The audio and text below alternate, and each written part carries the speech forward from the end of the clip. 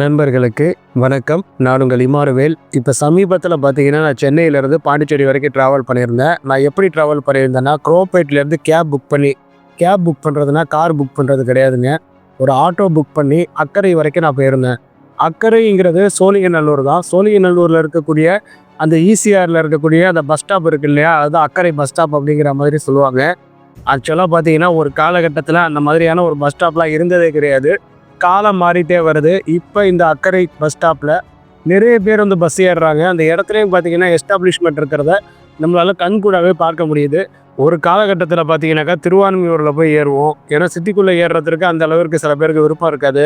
So ECR சைடுனாக்கா திருவான்மியூரில் bus ஏறுறது பெட்டராக இருக்கும். அதே மாதிரி பைபாஸ் சைடுனா நான் குரோம்பேட் இல்லை தாம்பரத்தில் பஸ் ஏறுவேன். ஸோ அது பார்த்தீங்கன்னாக்கா ரொம்ப கன்வீனியண்ட்டாக இருக்கும். அதுக்கப்புறம் பார்த்தீங்கன்னா பெரிய கூட்டம்லாம் இருக்காது. பெரிய பஸ் ஸ்டாப்லாம் வந்து இருக்காது. நிறைய பேர் வந்து ஏற மாட்டாங்க. பட் இப்போ வந்து காலம் ரொம்பவே அதிகமாக மாறிட்டு சோழிங்கநல்லூரில் அதுவும் அந்த அக்கரை ஸ்டேஷனில் நிறைய நபர்கள் வந்து பஸ் ஏறுறாங்க. என்னதான் எஸ்டாப்ளிஷ்மெண்ட் இருக்குன்னு சொல்லியிருந்தாலும் அதில் சில நெகட்டிவ்ஸாக இருக்குது. அதனால் நீங்கள் வீடியோக்குள்ளே பார்க்க தான் போகிறீங்க. எனக்கு ஒரே மாதிரியான வீடியோஸ் பண்ணுறதுல அந்த அளவுக்கு விருப்பம் கிடையாதுங்க. அதாவது ஒரு டைப் ஆஃப் வீடியோஸ் இந்த மாதிரி தான் என்னோடய வீடியோஸ் இருக்கும் அப்படிங்கிறதுல எனக்கு உடன்பாடே கிடையாது. அதனால் இந்த வீடியோவை பொறுத்த வரைக்கும் நான் என்ன பண்ணியிருக்கேன்னா, கையே வைக்காமல் இந்த வீடியோவை நான் அப்லோட் பண்ண போகிறேன். கையே வைக்காமனா கட்டிங்லாம் வைக்காம. இப்போ ஒரு வீடியோ எடுத்தனாக்கா நார்மலாக நான் அதை கட் பண்ணி எடிட் பண்ணி தான் போடுவேன். நான் ஒரு வீடியோவை 40 நிமிஷம் எடுத்தேனாக்கா அதை கட் பண்ணி எப்படியும் ஒரு 10 நிமிஷம் வீடியோவாக தான் கொடுக்க முயற்சி பண்ணுவேன். இந்த வீடியோவை பொறுத்த வரைக்கும் நான் என்னென்னலாம் ஷூட் பண்ணியிருக்கனோ அதை அப்படியே நான் வந்து ஆட் பண்ணிட்டேன். அப்படியே நான் அட்டாச் பண்ணிட்டேன். வரிசைப்படுத்திட்டேன்னு சொல்லலாம். அதை ஒரு கண்டினியூஸ் வீடியோ மாதிரி நான் வந்து எடுத்துட்டேன். அதில் எக்ஸ்ட்ராவாக வாய்ஸ் ஓவர்ஸ் இருக்கும், மியூசிக்ஸ் இருக்கும், கலர் கரெக்ஷன் கொஞ்சமாக பண்ணியிருக்கேன். மற்றபடி பார்த்தீங்கன்னாக்கா ஷோமி 14 அந்த மொபைல் ஃபோனை யூஸ் பண்ணி தான் இந்த முழு வீடியோவும் நான் ஷூட் பண்ணியிருந்தேன். இந்த வீடியோவோட லென்த்தே ரொம்ப ஜாஸ்தியாக தான் இருக்கும். இந்த ஒட்டுமொத்த வீடியோவுமே அந்த ஒரு மொபைல் ஃபோனால் எடுக்கப்பட்டது தான். அந்த மொபைல் ஃபோன் எப்படி செயல்பட்டுருக்கு அப்படிங்கிறத கூட நடுவில் சில வீடியோ சாம்பிள்ஸ் மூலயமா நான் உங்களுக்கு வந்து எக்ஸ்பிளைன் பண்ண ட்ரை பண்ணியிருக்கேன். ஸோ வீடியோவை முழுசாக பார்க்க முயற்சி பண்ணுங்கள். கொஞ்சம் லென்த்தியான வீடியோவாக தான் இருக்கும். ஏன்னா நான் வந்து ஃபாஸ்ட் மோஷன் கூட பண்ண விரும்பலை. என்ன நான் எடுத்திருந்தேனோ அதை அப்படியே இணைச்சி உங்களுக்கு ஒரு வீடியோவாக கொடுத்துட்டேன். இப்போ நான் குரோம்பேட்லேருந்து சோழிங்கநல்லூரை நோக்கி தான் ட்ராவல் பண்ணிகிட்ருக்கேன். இது 200 ஃபீட் ரேடியல் ரோட். இது உங்களுக்கு தெரிஞ்சது தான். தூரத்தில் சரவணா ஸ்டோர் தெரியுது பார்த்தீங்களா? இந்த சரவணா ஸ்டோரும் குரோம்பேட்டில் இருக்கிற சரவணா ஸ்டோரும் வேறையாங்க. அது லெஜண்ட் சரவணா ஸ்டோர். இது வேறு சரவணா ஸ்டோர். சரவணா செல்வரத்னம் அப்படிங்கிற மாதிரி நினைக்கிறேன். ஆமாம், அங்கே அப்படி தான் போட்டிருக்கு பாருங்கள். சரவணா செல்வரத்னம் ஸ்டோர் தான் இது. இதை பெரிய மால் மாதிரியெல்லாம் கட்டணும்னு பயங்கரமாக இன்வெஸ்ட் பண்ணியிருந்தாங்க. நடுவில் என்னாச்சுன்னு தெரியல. ஒர்க்கெல்லாம் பாதியிலேயே நிற்கிது. அதெல்லாம் இருக்கட்டும், நமக்கு அது தேவையில்லாத விஷயம். நான் இப்படி பேகையும் சூட்கேஸையும் தூக்கிக்கிட்டு போயிட்டுருக்கிறது பஸ்ஸு ஏறுறதுக்காக தான். இப்போயே எலக்ட்ரிக் பஸ்ஸில் தான் போகிறேன். இந்த இடத்துல வேல்ஸ் சிக்னல் இருக்குது பார்த்தீங்களா? இதை வேல்ஸ் சிக்னல்னு ஏன் சொல்கிறாங்கன்னா, வேல்ஸ் காலேஜ் இருக்குது. இந்த இடமெல்லாம் ஒரு காடாக இருந்ததுங்க. அதாவது எதுவுமே கிடையாது. எனக்கு தெரிந்து ஒன்றுமே இல்லாமல் இருந்த அந்த ரோடு இப்போ ஒரு முக்கியமான ரோடாகிட்டு. கிட்டத்தட்ட ஓஎம்ஆரை கனெக்ட் பண்ணுறதும் இந்த ரோடு தான். அது மட்டும் இல்லாமல் போகிற வழியில் காமாட்சி ஹாஸ்பிட்டல் இருக்கும். அதுக்கு பக்கத்தில் ஒரு சிக்னல் இருக்கும். நேராக போகிறவங்களுக்கு அது சிக்னல். காமாட்சி ஹாஸ்பிட்டலில் லெஃப்ட் எடுக்கிறவங்களுக்கு லெஃப்ட் ஃப்ரீ தான். அந்த ரோடை பிடிச்சோம்னா நம்ம வேளச்சேரி 100 ஃபீட் ரோடையும் போய் பிடிச்சிடலாம். ஸோ நம்மளால் வேளச்சேரியை கூட ரீச் பண்ணிக்க முடிகிறதுலாம் ரொம்ப நல்ல விஷயந்தான். முன்னாடியெல்லாம் பார்த்தீங்கன்னா கிண்டி போயிட்டு அதுக்கப்புறம் தான் நம்ம வேளச்சேரி போக வேண்டியதெல்லாம் இருக்கும். இப்போ இந்த ரோடு கனெக்ஷன் போட்ட பிறகு இந்த ட்ராவலுங்கிறது ரொம்ப ஈஸி ஆகிட்டுங்க. இது ரொம்ப அகலமான ரோடும் கூட. ஸோ சீக்கிரமாக நம்மளால் நம்மளுடைய டெஸ்டினேஷனை ரீச் பண்ண முடியும். இப்போ எனக்கு 1 o'clock பஸ் இருக்குது. ஐ மீன் 1:05ன்னு நினைக்கிறேன். அதுதான் எக்ஸாக்ட் டைமிங். அந்த நேரத்தில் தான் எனக்கு வந்து பஸ் இருக்குது. அதுக்குள்ளே நான் போகணும். நான் கிளம்புனதே பார்த்தீங்கன்னா 12:20 அந்த டைம் தான் நான் வந்து வீட்டிலேருந்தே கிளம்புனேன். இப்போ 40 மினிட்ஸ்க்குள்ளே அங்கே போக முடியுமான்னு தெரியல. முடிஞ்ச வரைக்கும் நம்ம ட்ரை பண்ணி பார்ப்போம். இங்கே நிறைய கட்டடங்கள் புதுசாக உருவாகிட்டே இருக்குங்க. பழைய கட்டடங்களே இப்போ பார்க்க முடியறது கிடையாது. இவ்வளவுலாம் சொல்கிறோம். ஆனால் மழை பெய்கிற நேரத்தில், குறிப்பாக வடகிழக்கு பருவமழை காலகட்டத்தில் சென்னையில் சில நேரங்களில் கொஞ்சம் ஹெவியான ரெயின் பெஞ்சால் கூட இந்த ரோடு பிளாக் ஆகிடுதுங்க. ஏரிக்கு நடுவில் இந்த ரோடு போகுது அப்படிங்கிற மாதிரியும் நிறைய பேர் சொல்கிறாங்க. உண்மையும் அதுதாங்க. ரோட்டுக்கு இந்த சைடும் பார்த்தீங்கன்னா தண்ணி இருக்கும், ஒரு சில இடத்துல அந்த சைடும் பார்த்தீங்கன்னா தண்ணி இருக்கும். நடுவில் தான் இந்த ரோடு இருக்குது. ஸோ மழை பெய்யும் பொழுது, குறிப்பாக அதிக மழை பெய்யும் பொழுது இந்த ரோடு கண்டிப்பாக சேதத்துக்குள்ளாகிறதுக்கு வாய்ப்புகள் இருக்குது. இதுக்கு ஏதாவது ஆல்ட்ரேஷன் ஃப்யூச்சரில் பண்ணுவாங்க. பட் மற்ற டைமில் இது பயங்கர யூஸ்ஃபுல்லான ஒரு ரோடாக தான் இருக்குது. அதில் நம்மளால் ஆற்று கருத்து எதுவும் சொல்ல முடியல. ஆனால் அந்த ஏரிக்கு பிரச்சனையே இல்லாமல் இந்த சாலையை அமைச்சிருந்தாங்கன்னா கொஞ்சம் நல்ல விஷயமா இருந்திருக்கும். அதான் அதை செய்யலையே. அப்புறம் ஏன் அதையே பேசிக்கிட்டு? எப்படி இருந்தாலும் ஏரிக்கு நடுவில் இந்த மாதிரியான ஒரு ரோடு போகுது. ஏரியில் தண்ணி பெருக்கெடுக்கும் பொழுது இந்த ரோடு மேலேயும் தண்ணி நிற்கும். அதனால தான் இந்த ரோடு பிளாக் ஆகுது அப்படிங்கிற மாதிரி சொல்கிறாங்க. என்ன பண்ணுறாங்கன்னு பார்ப்போம். ஃப்யூச்சரில் ஏதாவது ஐடியா வச்சுருப்பாங்க. இப்போ தொழில்நுட்பம் எவ்வளோ வளர்ந்துருக்கு. இந்த ரோடை இனி வரக்கூடிய காலங்களில் சரி செய்ய முடியுமா அப்படிங்கிற மாதிரி நம்ம பார்க்கலாம். வெயில் காலத்தில் இது பிரச்சனை கிடையாது. இப்போ பாருங்கள், இந்த இடத்துல உங்களால் கிளியராக பார்க்க முடியும். காவேரி ஹாஸ்பிட்டல் தெரியுதா? ஸோ இந்த ரோட்டில் காவேரி ஹாஸ்பிட்டலும் இருக்குது. ஸோ நிறைய எஸ்டாப்ளிஷ்மெண்ட் டே பை டே இங்கே வந்துகிட்டே இருக்குது. நிறைய ஐடி கம்பெனிஸும் பார்த்திங்கன்னா இந்த இடத்துக்கு படையெடுக்கிறாங்க. இந்த ரோடை அந்த சைடு எக்ஸ்டெண்ட் பண்ணுறதுக்கு ஐடியா இருக்கிற மாதிரி நான் கேள்விப்பட்டேன். அது எந்த அளவுக்கு உண்மைன்னு தெரியல. அதாவது பல்லாவரம் மற்றும் குரோம்பேட்டை இடைப்பட்டு இருக்கக்கூடிய அந்த பகுதிகளில் ஒரு ரவுண்டானா இருக்குது இல்லையா? அதாவது இந்த 200 ஃபீட் ரேடியல் ரோட் போய் ஜிஎஸ்டியில் ஏறக்கூடிய இடம் இருக்குது இல்லையா? அதில் இப்போ 200 ஃபீட் ரேடியல் ரோட்லேருந்து ஜிஎஸ்டியை பிடிக்கிற வரைக்கும் தான் அந்த பாலம் அமைக்கப்பட்டிருக்கு. அந்த பாலத்தை அப்படியே எக்ஸ்டெண்ட் பண்ணி அதுக்கப்புறம் ஒரு ரோடு மூலியமாக திருமுடிவாக்கம் வரைக்கும் கொண்டு போகிறதுக்கு ப்ரொப்போசல் இருக்கிற மாதிரி நான் கேள்விப்பட்டேன். இதை ஒரு ஐடி எக்ஸ்பிரஸ் வேவாக அனௌன்ஸ் பண்ணுறதுக்கும் அவங்களுக்கு ஒரு ஐடியா இருக்குது அப்படிங்கிற மாதிரியும் நான் கேள்விப்பட்டேன். இதெல்லாம் உண்மையாக இல்லையாங்கிறது எனக்கு உறுதியே தெரியல. மேபி உங்களுக்கு யாருக்காவது தெரிஞ்சால் மறக்காமல் நீங்கள் சொல்லுங்கள். ஃப்யூச்சரில் இந்த இடத்தோட க்ரோத் ரொம்ப அதிகமாக இருக்கும் அப்படிங்கிறதுல மாற்றங்கள் எதுவும் கிடையாது. பச்சை பசேல்னு எவ்வளோ அழகாக இருக்குது பார்த்தீங்களா? அதுதாங்க இந்த ரோட்டில் நம்ம ட்ராவல் பண்ணும்போது நமக்கு நிம்மதியாக இருக்கக்கூடிய விஷயம். வாகனங்கள் சத்தம் அதிகமாக கேட்டுக்கிட்டே இருக்கும், நிறைய புகையும் இருக்கும். ஆனால் தூரத்தில் பார்க்கும்பொழுது அந்த இடம் பசுமையாக காட்சி அளிக்குது. அதை பார்க்கும்போது மனசுக்கு ஒரு திருப்தி, அவ்வளவுதான். அதை அப்படியே கண்ணில் நிறுத்திக்கிட்டு நேராக போயிட்டே இருக்க வேண்டியது தான். இருங்க, நான் பள்ளிக்கரணை வந்த பிறகு உங்களை சந்திக்கிறேன்.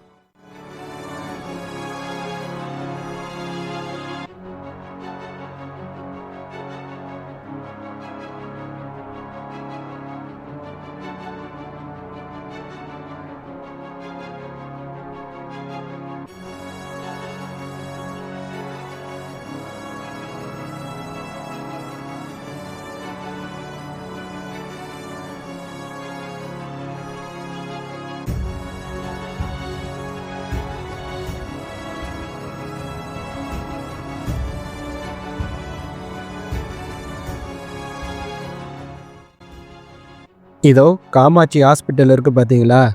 இதில் அப்படியே ஒரு ஃப்ரீ லெஃப்ட் இருக்கும் பாருங்களேன். அந்த சைடு இருக்குது இல்லையா? அது அப்படியே எடுத்திங்கன்னா நீங்கள் வேளச்சேரிக்கு போகிற ரோட்டில் போய் ஜாயிண்ட் ஆகிடுவீங்க.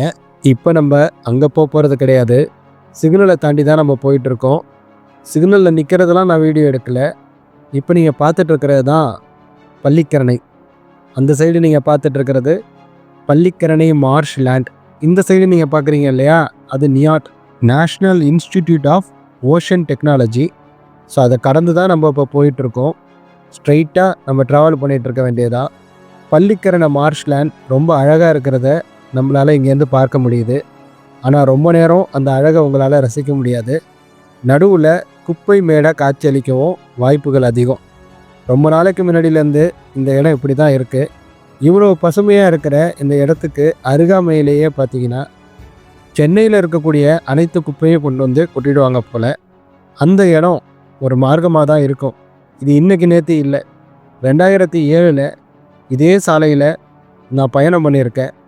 அப்போ அந்த ரவுண்டானா, அதாவது இப்போ நம்ம ஜிஎஸ்டியை பிடிக்கிறோம் இல்லையா, அந்த பாலம் கிடையாது. இந்த ரோடு மட்டும் கொஞ்சம் அரைகுறையாக போட்டு வச்சுருந்தாங்க. டைடல் பார்க்கில் இருந்து கேபில் ட்ராவல் பண்ணும்போது அந்த ரயில்வே ட்ராக் வரைக்கும் வந்து அதுக்கப்புறம் நம்ம ராதா நகர் ரயில்வே கிராசிங் இருக்கு இல்லையா, இல்லை சரவணா ஸ்டோருக்கு முன்னாடி இருக்கிற அந்த ரயில்வே கிராசிங் இருக்கு இல்லையா, அது வழியாக தான் நம்ம வந்து ஜிஎஸ்டியை பிடிக்கணும். அதுதான் நமக்கு இருக்கிற ஒரே ஆப்ஷன் அப்போதைக்கு. ஸோ இப்போ நீங்கள் பார்த்தீங்கன்னா தெரியும், மலை மாதிரி அங்கே குப்பைகள் குவித்து வைக்கப்பட்டு இருக்கக்கூடிய அந்த நிலையை நீங்களே பாருங்கள். இதெல்லாம் நியாயமானு சொல்லுங்கள்.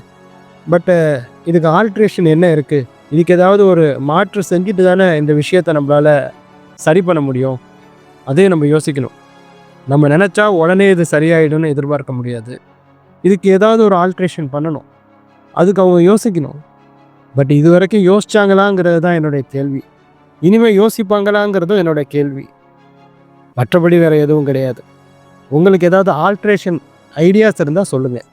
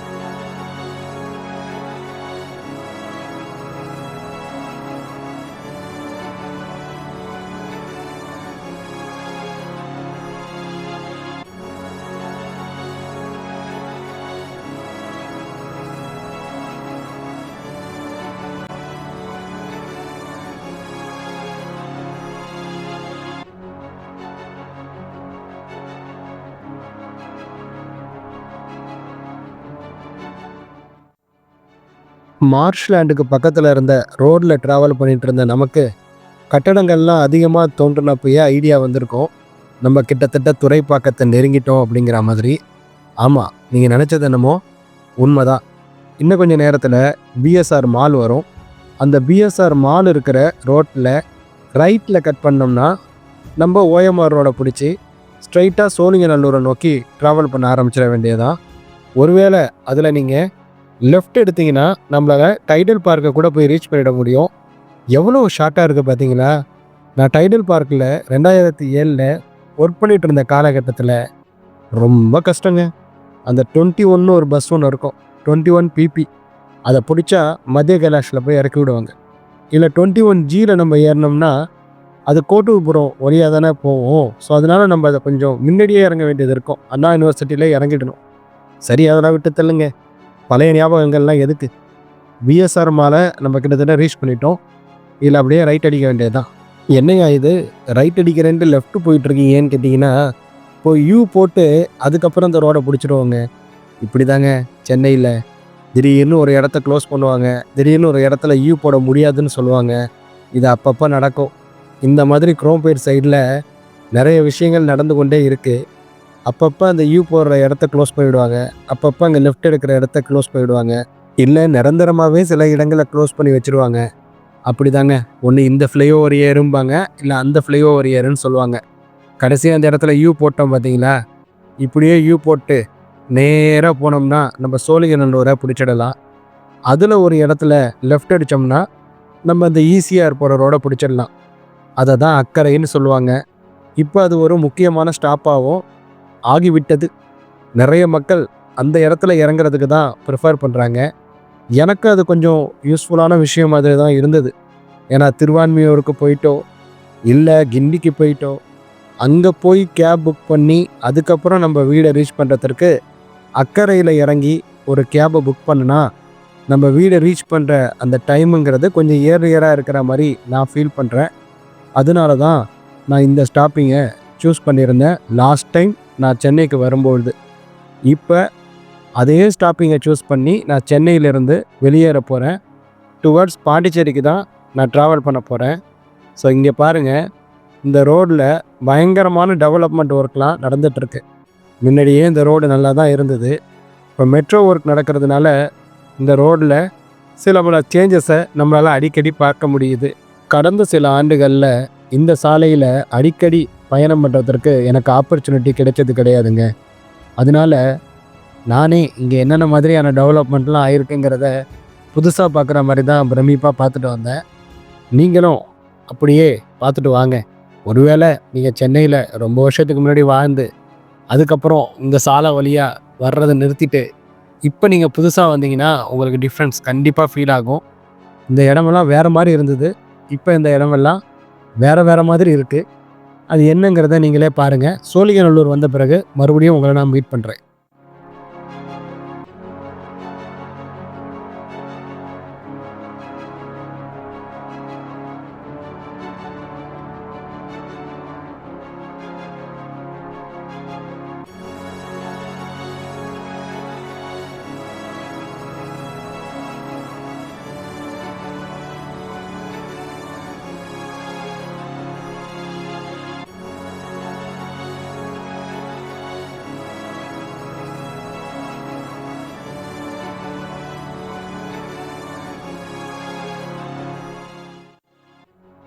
இப்போ டைம் என்னன்னு பார்த்தீங்களா?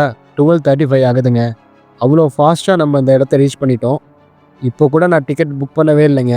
ஏன்னா எனக்கு நம்பிக்கையே இல்லை. 12:20க்கே அங்கேருந்து நம்ம கிளம்பணும். அப்போ கண்டிப்பாக 1:00 இங்கே வர முடியுமாங்கிறதே எனக்கு வந்து தெரியல. ஆனால் நம்ம வந்த வேகத்தை பார்த்தா நம்மளால் அந்த பஸ்ஸை கேட்ச் பண்ணிட முடியும் அப்படிங்கிற மாதிரி தோணுது. எதுக்கும் அக்கறைக்கு போகும்போது தான், அதாவது சோழிங்கநல்லூரை ரீச் பண்ணி அந்த அக்கறைக்கு போகிற ரோடை எந்த டைமில் அவங்க பிடிக்கிறாங்க அப்படிங்கிறத பார்த்துட்டு தான் நான் டிக்கெட்டே ரிசர்வ் பண்ண போகிறேன்.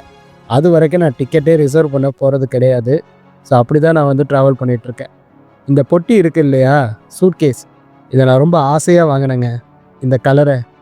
பட் என்னன்னு கேட்டிங்கன்னா, இந்த பஸ்ஸிலலாம் போகும்போது இந்த மாதிரி இந்த பெரிய லக்கேஜெலாம் அதுக்குன்னு தனியாக ஒரு இடம் ஒன்று இருக்குது.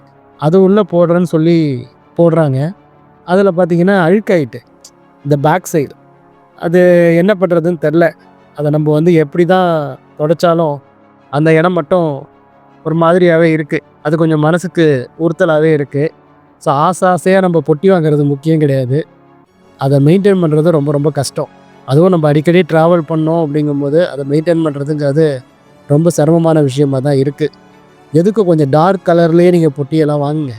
அப்போ தான் இந்த மாதிரி கரையானாலும் அழுக்கானாலும் தெரியாமல் இருக்கும். சரி, அதெல்லாம் இருக்கட்டும்.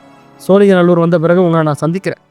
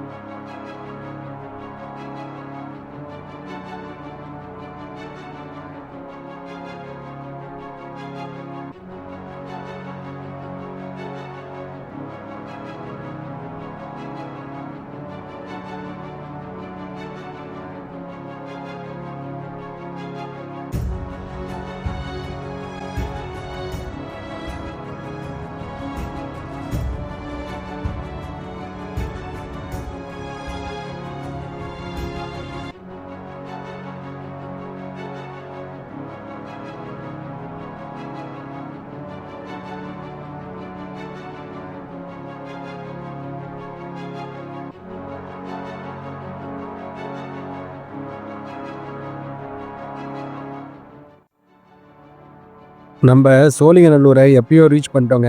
இந்த ரோடெல்லாம் ரொம்ப நல்லா தான் இருந்தது. இப்போ மெட்ரோ ஒர்க் நடக்கிறதுனால அடிக்கடி இந்த ரோடெல்லாம் டேமேஜ் ஆகிடுதுங்க. ஏன்னா ஹெவி வெஹிக்கிள்ஸ்லாம் இங்கே ட்ராவல் ஆகுது இல்லையா? ஸோ அதனால தாங்க. அது மட்டும் இல்லாமல் இந்த மெட்ரோ ஒர்க்குக்காக இந்த ஸ்பெஷலாக டிசைன் செய்யப்பட்ட அந்த எப்படி சொல்கிறது, எந்திரங்கள்லாம் பயன்படுத்துகிறாங்க இல்லையா?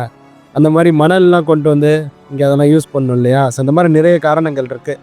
இந்த மெட்ரோ ஒர்க்லாம் முடிஞ்ச பிறகு மறுபடியும் இந்த ரோடெல்லாம் மீண்டும் பழையபடி பலன்னு ஆக்கிடுவாங்கன்னு நம்ம உறுதியாகவே நம்பலாம்.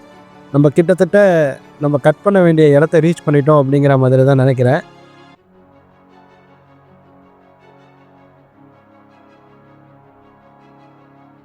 இதோ இன்னும் கொஞ்சம் நேரத்தில் இந்த ரோட்டில் ஒரு லெஃப்ட் வரும் பாருங்க. அந்த லெஃப்ட்டை நம்ம எடுத்தோம்னாக்கா நேராக நம்ம அக்கறைக்கு போகிற ரோடை ரீச் பண்ணிடலாங்க. இதை எடுத்துட்டோம். அப்படியே நம்ம ஸ்ட்ரைட்டாக ட்ராவல் பண்ண வேண்டியதா. இந்த இடத்துல கூட மெட்ரோ ஒர்க்லாம் நடந்துகிட்ருக்குங்க. ஸோ இதெல்லாம் எப்படி மாறப்போகுதுங்கிறது நமக்கு வந்து தெரியல. மெட்ரோ ஒர்க்கா இல்லை ஏதாவது மேம்பாலம் போட போகிறாங்களாலும் தெரியல. மெட்ரோ ஒர்க் மாதிரி தான் இருக்குது. ஸோ சிஎம்ஆர்எல் தான் இப்படியெல்லாம் அந்த நீல கலர், ஆமாம் சிஎம்ஆர்எல்னு எழுதி அவங்க வச்சு அடைச்சிருக்காங்க. ஸோ ஆப்வியஸ்லி அது வந்து மெட்ரோ ஒர்க் தான். அப்படியே நம்ம ஸ்ட்ரைட்டாக ட்ராவல் பண்ணிகிட்டு இருக்க வேண்டியதாங்க. இன்னும் கொஞ்சம் நேரத்தில் நம்ம வந்து அக்கறையை ரீச் பண்ணிவிடுவோம். அந்த இடமும் பார்த்தீங்கன்னாக்கா இப்போ முன்னை விட பயங்கரமாகவே டெவலப் ஆகிருக்கு.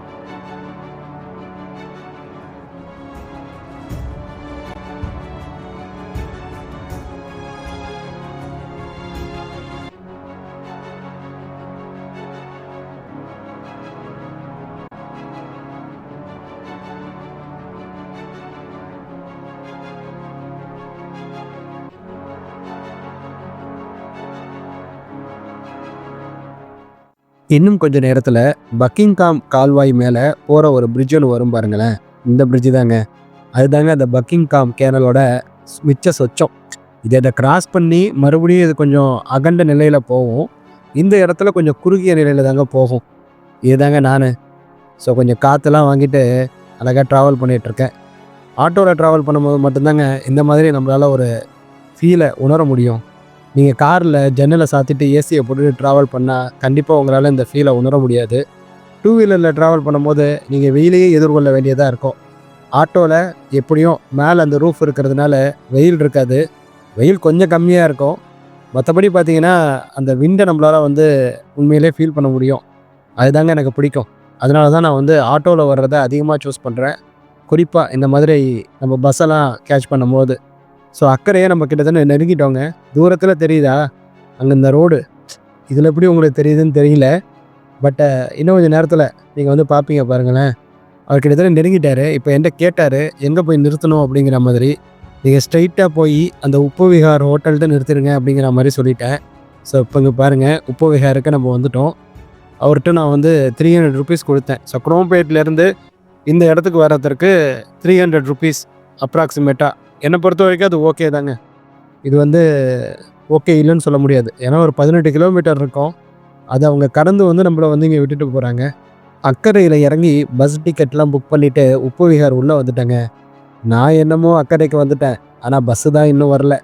பஸ்ஸு வர்றதுக்கு இன்னும் ஒரு 15 நிமிஷம் லேட் ஆகும்னு நினைக்கிறேன். ஸோ அதனால் வெயிலில் எதுக்கு நிற்கணுங்கிறதுக்காக உப்பு விஹார் உள்ளே வந்து கொஞ்சம் நேரம் ஏசி காற்று வாங்கிட்டு இருந்தேன். அதுக்கப்புறம் வெளியே வந்துட்டேன். ஏன்னா பஸ்ஸு பக்கத்தில் ரொம்ப நெருக்கத்தில் அந்த விஜிபி கோல்டன் பீச் அதுக்கு பக்கத்தில் இருக்கிற மாதிரி அந்த ட்ராக்கிங்கில் காட்டுனுச்சு. ஸோ அதனால் நான் வெளியே வந்துட்டேன். அதுக்கப்புறம் அவங்களுக்கு ஃபோன் பண்ண ட்ரை பண்ணேன். பட் ரீச் ஆகலை. அதுக்கப்புறம் அவங்க எனக்கு காண்டாக்ட் பண்ணாங்க. காண்டாக்ட் பண்ணி கொஞ்சம் தள்ளி நில்லுங்க, அங்கே வந்துடுறோம் அப்படிங்கிற மாதிரி சொன்னாங்க. உப்பு விகாருக்கு வெளியில் பயங்கரமாக வெயில் அடித்ததுங்க. என் கூட சேர்ந்து ஒரு அம்மாவும் அவங்களுடைய அந்த பொண்ணு வந்திருந்தாங்க. அவங்களாம் ரொம்பவே கஷ்டப்பட்டாங்க. அதுக்கப்புறம் கொஞ்சம் தூரம் தள்ளி ஒரு நிழல் மாதிரி இருந்தது. அங்கே தான் போய் நின்றுட்டு இருந்தோம். பஸ்ஸு வந்த பிறகு பஸ்ஸில் ஏறிட்டோம். இப்போ பஸ்ஸில் ட்ராவல் பண்ணிகிட்டு இருக்கிறது தான் நீங்கள் பார்க்குறீங்க. இது நீங்கள் பார்க்காதது கிடையாது. நம்ம ஒரு ஊராக ரீச் பண்ணுவோம். ஸோ மாமல்லபுரம் ரீச் பண்ணி, கல்பாக்கம் ரீச் பண்ணி, அதுக்கப்புறம் மரக்காணம் ரீச் பண்ணி, மரக்காணத்தில் கண்டிப்பாக ஒரு ஸ்டாப்பிங் இருக்குது. அதே கடை, அதே வாடகை, சாய் சரவணாஸ். அதை தவிர்த்து வேறு எங்கேயுமே நிறுத்த மாட்டாங்க. இந்த பஸ்ஸை அங்கே தான் நிறுத்துவாங்கங்கிறது எனக்கு இப்போயே தெரியும். நீங்களும் அதை பார்க்க தான் போகிறீங்க. அதுக்கப்புறம் நம்ம பாண்டிச்சேரியை ரீச் பண்ணிவிடுவோம். பாண்டிச்சேரியில் நான் அந்த ராஜீவ்காந்தி சர்க்கிள் இருக்குல்ல, அதுக்கிட்ட தான் இறங்கணும் அப்படிங்கிற மாதிரி சொல்லியிருந்தேன். முருகா தேட்டர், அதுதான் அந்த ஸ்டாப்பிங் பேர். ஸோ அதுக்கிட்ட இறக்கி விடுங்கன்னு சொல்லியிருந்தேன். அது எப்படி போகிறாங்கங்கிறத பார்க்கலாம். நீங்களும் என் கூட சேர்ந்து அப்படியே ட்ராவல் பண்ணுங்கள்.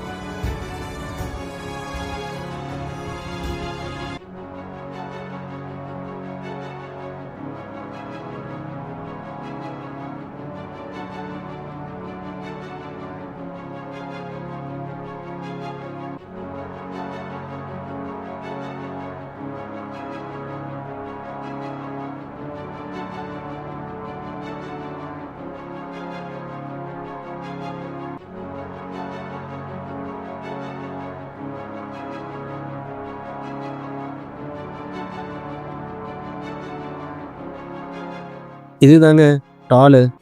இதை வாங்கிட்டு நம்ம அப்படியே ஈசிஆரில் ட்ராவல் பண்ண வேண்டியதுதான். ஸோ இதுலேருந்து நம்ம கிராஸ் பண்ணிட்டோம்னா ஈசிஆர்லேயும் 4-வே ஒர்க் பயங்கரமாக நடந்துகிட்ருக்குங்க. ஸோ கொஞ்சம் ஃபாஸ்ட்டாக அவங்க ஒர்க் பண்ணிகிட்ருக்கிற மாதிரி தான் எனக்கு ஃபீல் ஆகுது. ஏன்னா நான் போன வாட்டி வந்ததுக்கும் இந்த வாட்டி வந்ததுக்குமே சில பல டிஃப்ரென்சஸை என்னால் பார்க்க முடியுது. அது மட்டும் இல்லாமல் Chennai peripheral ring road, outer ring road ஒன்று இருக்குது. அது மாமல்லபுரத்துலேருந்து போகுது. அதனால பார்த்தீங்கன்னா இந்த ரோட்டுக்கு மேலேயே ஒரு ரோடு மாதிரி வர்றதுக்கான அந்த ஒர்க்கு நடந்துகிட்ருக்கு. அதே என்னால் பார்க்க முடியுது. ஸோ இதெல்லாம் நீங்கள் ட்ராவல் பண்ணும்போது பார்ப்பீங்க. இந்த சைடாக இப்போ நீங்கள் சமீபத்தில் ட்ராவல் பண்ணியிருந்தீங்கனாக்கா உங்களுக்கே தெரிஞ்சிருக்கும். சில இடங்களில் ரோடு ஒர்க் நடந்துட்டு இருக்கிறதுனால காரில் வர்றவங்களுக்கு ரொம்ப அன்கம்ஃபர்டபுளாக ஃபீல் ஆகும்.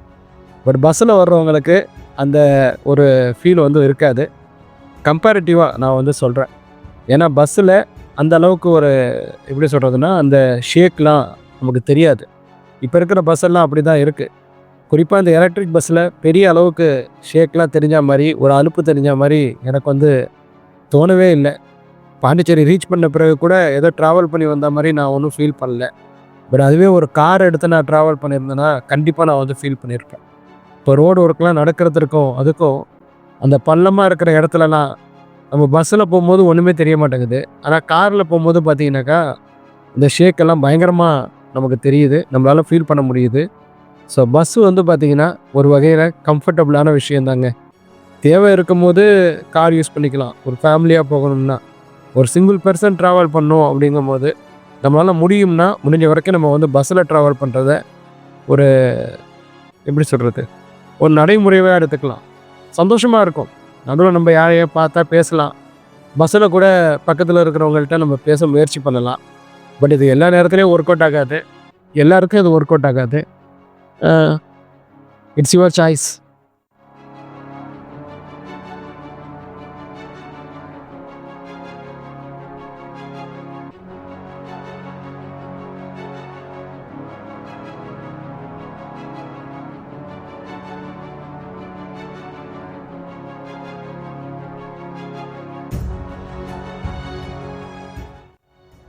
இந்த ரோடு இருக்கிற ஹைட்டை விட அந்த பீச் இருக்கிற ஹைட்டு கொஞ்சம் அதிகங்க.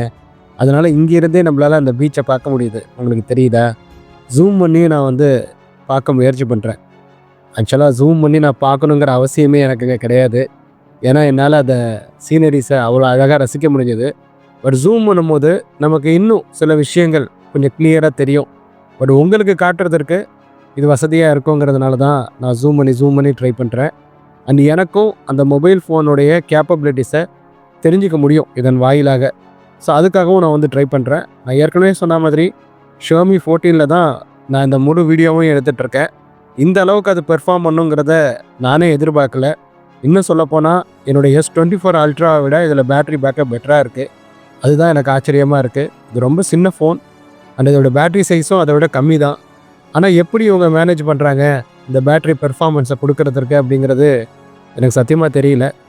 உங்களுக்கு யாருக்காவது தெரிஞ்சால் சொல்லுங்கள். சைனீஸ் பிராண்ட் இந்த பேட்ரி பேக்கப் விஷயத்தில் ரொம்ப பெட்டராக செயல்படுறாங்க அப்படிங்கிற மாதிரி தான் எனக்கு தோணுது, எனக்கு ஃபீல் ஆகுது. அதுலேயும் Xiaomi, அந்த Xiaomiனாக்கா தெரிஞ்சிருக்கோம். ரெட்மி, போக்கோ, Xiaomi எல்லாம் ஒரே கம்பெனி தான். அவங்க கொஞ்சம் நல்லாவே செயல்படுறாங்கங்க பேட்ரி பேக்கப் விஷயத்தில்.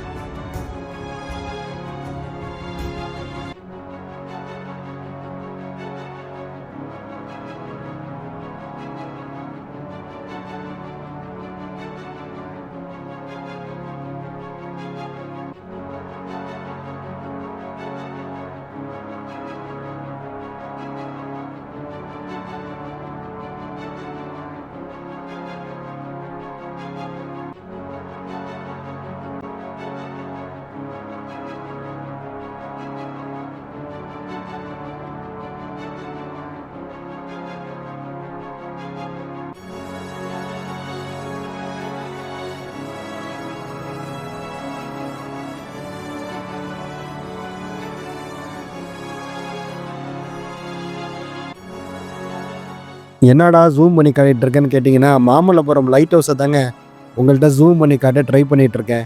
உங்களுக்கு தெரிஞ்சுதா? தெரிஞ்சுதுன்னா நீங்கள் வந்து மறக்காமல் அதை கமெண்ட் செக்ஷனில் டைப் பண்ணுங்கள். ஸோ மாமல்லபுரத்தை நம்ம கிராஸ் பண்ணி போயிட்டுருக்கோங்க. அடுத்தது நம்ம வந்து கல்பாக்கத்தை தான் ரீச் பண்ண போகிறோம். கல்பாக்கத்துக்கு வந்த பிறகு மீண்டும் உங்களை சந்திக்கிறேன்.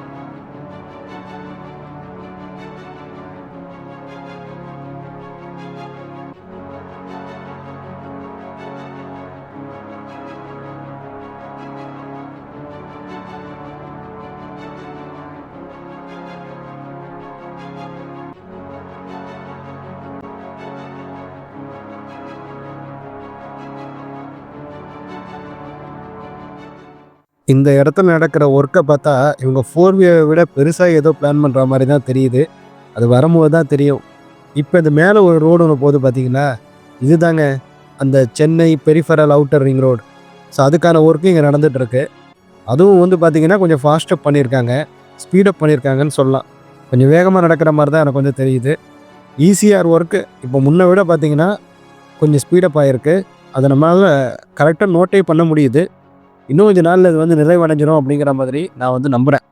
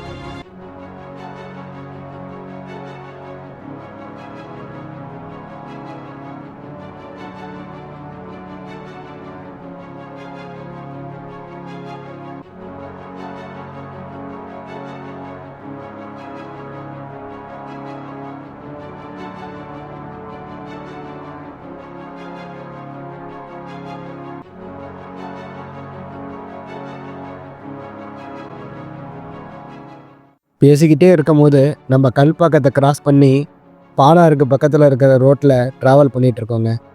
பாலாறு எப்போவுமே அழகுதாங்க, அதில் வந்து மாற்று கருத்தே கிடையாதுங்க. அதுவும் இந்த இடம் இருக்குது பார்த்தீங்களா, நான் பாலாறை கிராஸ் பண்ணும்போது இந்த இடம் எனக்கு வந்து பளிச்சுன்னு கண்ணில் படுங்க. அந்த இடத்துல மட்டும் அந்த பச்சை பசேல்னு இருக்குது, அங்கே ஒரு மாதிரியான ஒரு தோற்றம் ஒன்று இருக்குது இல்லையா, அது எனக்கு ரொம்ப பிடிக்கும். ஸோ அதனால தான் அதை ஜூம் பண்ணி உங்களுக்கு காட்ட முயற்சி பண்ணேன்.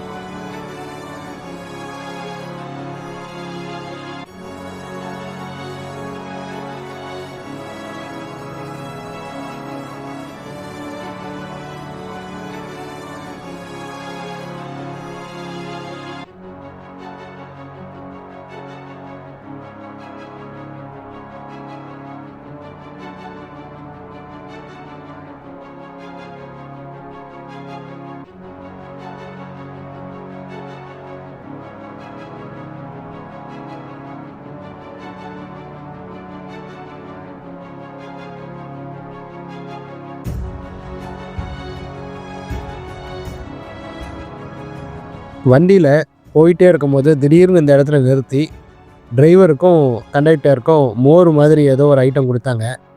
இது ஏதோ கட்சி சார்பாக பண்ணுறாங்க. சரி, ஏதோ ஒரு நல்ல விஷயம் நடந்தால் சரி. வர்ற போகிற மக்களுக்கு மோர்னு ஒன்று கிடைக்குது இந்த வெயில் காலத்தில். ஓகே, பஸ்ஸை நிறுத்தி கொடுத்துருக்காங்க. சரி, டிரைவரும் கண்டக்டரும் தான் சொல்லணும் அவங்க ஹாப்பியாக இருந்தாங்களான்னு. நான் சொல்லியிருந்தேன் இல்லையா, அதே கடை அதே வாடகை, சாய் சரவணாஸ். இதை விட்டால் இந்த ஆம்னி பஸ்ஸெலாம் ஒரு இடத்துலையும் நிறுத்தி நான் பார்த்ததே கிடையாது. ஒட்டுமொத்த ஆம்னி பஸ்ஸும் இந்த சாய் சரவணாஸில் தான் வந்து நிறுத்துகிறாங்க. இதை பார்த்துட்ருக்கிற யாராவது கையில் கொஞ்சம் காசும் ஈஸியாக பக்கம் கொஞ்சம் இடமும் வச்சுருந்தீங்கன்னா, அதுலேயும் குறிப்பாக மரக்காணத்துக்கு பக்கத்தில் இந்த சாய் சரவணாஸுக்கு பக்கத்தில் உங்களுக்கு இடம் இருந்ததுன்னா தயவு செஞ்சு ஒரு ஹோட்டல் ஹீட்டல் கட்டி இந்த பக்கத்துலேயே கொஞ்சம் ரெஸ்ட் ரூம்லாம் கொஞ்சம் நீட்டாக மெயின்டைன் பண்ணிங்கன்னா நல்ல ஆம்னி பஸ்லாம் வந்து நிற்கும். நல்ல நீங்களும் கொஞ்சம் யூஸ்ஃபுல்லாக அதை பயன்படுத்திக்கலாம், ஒரு பிஸ்னஸாக கூட பண்ணலாம் அப்படிங்கிற மாதிரி சொல்லலாம். ஸோ இந்த இடத்துல நான் நம்மளுடைய ஷோமி 14 திறனை ஆய்வு பண்ண, அது என்னன்னு நீங்களே பாருங்கள்.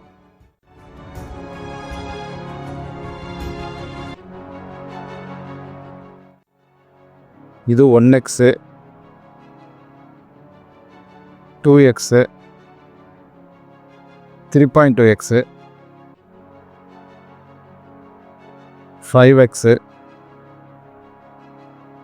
10x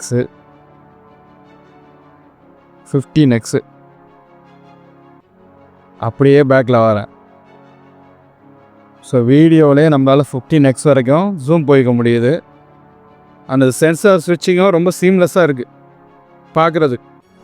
இந்த மொபைல் ஃபோனோட திறனை கொஞ்சம் ஆய்வு பண்ணிவிட்டு மறுபடியும் பஸ்ஸில் ஏறி உக்காந்துட்டாங்க. சாய் சரவணாஸ்லேருந்து எடுத்து அதுக்கப்புறம் கொஞ்சம் மூவ் பண்ண ஆரம்பித்தாங்க. ஸோ இதாங்க பஸ்ஸில் உள்ளே இருக்கிற வியூ, பார்த்துக்கோங்க. ஏற்கனவே ஒரு வீடியோவில் இந்த நீகோ பஸ்ஸை நம்ம ரிவ்யூவே பண்ணியிருக்கோம்.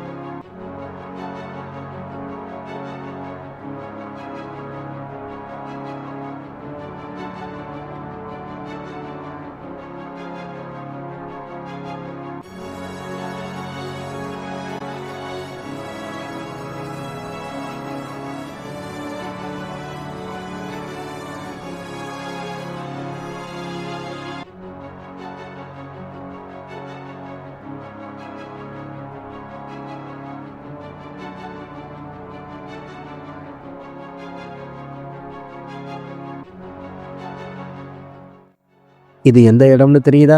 கணபதி செட்டிக்குளம், காலால்பட்டு, அதுக்குள்ளே தாங்க போயிட்டுருக்கோம். இதெல்லாம் புதுச்சேரி யூனியன் பிரதேசத்தை சேர்ந்த ஒரு பகுதி தாங்க. இதெல்லாம் தனியாக துண்டா புதுச்சேரி மாநிலத்திலிருந்து, அதாவது புதுச்சேரி மாவட்டத்திலிருந்து பிரிஞ்சு கிடக்கும். புதுச்சேரி மாநிலமே வெவ்வேறு இடத்துல பிரிஞ்சு கிடக்கு. புதுச்சேரியும் காரைக்காலுக்குமே இடையிலேயே ஒரு 100 கிலோமீட்டருக்கும் அதிகமான டிஸ்டன்ஸ் இருக்குது.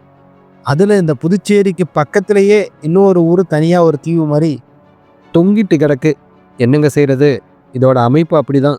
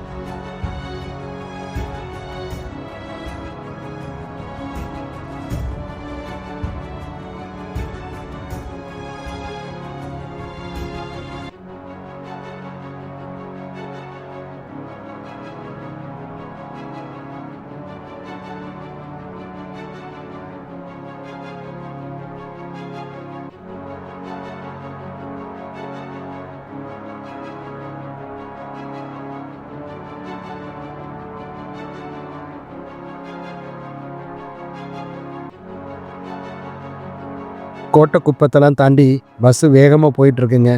அதாவது புதுச்சேரி அவுட்டர் பைபாஸ்ன்னு சொல்ல முடியாது. அந்த ஈஸியாக இருக்குன்னு ஒரு பைபாஸ் ஒன்று போட்டாங்க இல்லையா, அதில் தாங்க நம்ம போயிட்டுருக்கோம். அதில் இன்னும் கொஞ்சம் நேரத்தில் நம்மளோட ஸ்டாப்பிங் வந்துடும், முருகா தேட்டர். ஸோ அதுக்காக தான் நான் இங்கே வந்து நின்றுட்டேன்.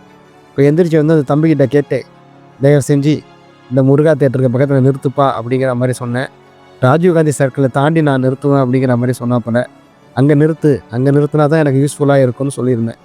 எதனாலனா இதுக்கு எதுக்க இருக்குல்ல இந்த ஈடன் பார்க், இங்கே தாங்க நாங்கள் ரூம் புக் பண்ணியிருந்தேன். ஸோ நேராக அதற்கு எதுக்க ரோடை கிராஸ் பண்ணி வந்து ரூமில் வந்து செட்டில்ட் ஆகிட்டேங்க. ஸோ இதாங்க அந்த ஹோட்டலு. வேறு வழி இல்லாமல் தாங்க இங்கே நான் புக் பண்ணினேன். வழக்கமாக இங்கே தங்குவேன், 2 பேராக வந்தால் அதிகமாக இந்த இடத்துல தான் நான் வந்து தங்குவேன். இது கொஞ்சம் அஃபோர்டபுளாக இருக்கும் கம்பேரிட்டிவாக. பட் இன்றைக்கி வேறு எங்கேயும் கிடைக்கல, ஏன்னா இன்றைக்கி வந்து April 14, அதனால தாங்க. என்ன வீடியோ பார்த்தீங்களா? உங்களுக்கு பிடிச்சிருந்ததா? ஆனால் பயங்கரமாக வேர்க்குது பாருங்களேன் வெயில் கால மயத்தில். ஸோ ஏசி போடாமல் வீடியோ எடுக்கிறதெல்லாம் ரொம்ப கஷ்டமாக இருக்குது. சும்மா நம்ம பேசுவோம் அப்படின்னு சொல்லிட்டு இந்த மொபைல் ஃபோனை அப்படி எதுக்க வச்சுட்டு நம்ம பேச ஆரம்பித்தாலே வேர்த்து பயங்கரமாக கொட்ட ஆரம்பிச்சிடுது. ஏன்னா கொஞ்சம் உடல்நிலையே சரியில்லை. ஸோ அதனால தான் என்னால் ரொம்ப ஃப்ரீக்வெண்ட்டாக வீடியோஸ் அப்லோட் பண்ண முடியல. அண்ட் இந்த வீடியோவை பார்த்துருப்பீங்க. இந்த வீடியோ உங்களுக்கு பிடிச்சிருந்ததா அப்படிங்கிறத மறக்காமல் நீங்கள் கருத்துரை பகுதியில் சொல்லுங்கள். அது உங்களுக்கு ஏதாவது சில வித்தியாசமான விஷயங்கள் இந்த வீடியோவில் தோணுச்சுன்னா, இல்லை உங்களுக்கு ஏதாவது அபிப்பிராயங்கள் அல்லது கருத்து இருந்ததுனாலும் அது நீங்கள் மறக்காமல் கருத்துரை பகுதியில் பகிரலாம். உங்களுக்கு என்னுடைய சேனல் இமானுவேல் எக்ஸ்ப்ளோர்ஸ் பிடிச்சிருந்ததுன்னா நீங்கள் இந்த சேனலை லைக் பண்ணிக்கோங்க. உங்கள் நண்பர்களுடன் பகிர்ந்து கொண்டு ஷேர் செய்து கொள்ளுங்க. மறக்காமல் நம்முடைய அந்த யூடியூப் பக்கத்திற்கு சப்ஸ்கிரைப் செய்து வைத்துக்கொண்டு பக்கத்தில் இருக்கக்கூடிய அந்த பெல் பட்டனை கிளிக் செஞ்சு வச்சுக்கோங்க. அதில் ஆல் எனேபிள் என்கிற ஆப்ஷனையும் செலக்ட் செஞ்சு வச்சுக்கிட்டிங்கனாக்கா நான் பதிவு பண்ணுற ஒவ்வொரு புதிய காணொலிக்குமே உங்களுக்கு உடனுக்குடன் நோட்டிஃபிகேஷன்ஸ் வரும். அவ்வளோதான். அடுத்து சில இன்ட்ரெஸ்டிங்கான இன்ஃபர்மேஷன்ஸோட அடுத்த வீடியோவில் உங்களை சந்திக்கிறேன். அது வரையில் உங்களிடமிருந்து விடைபெற்றுக் கொள்வது உங்கள் இமானுவேல். நன்றி.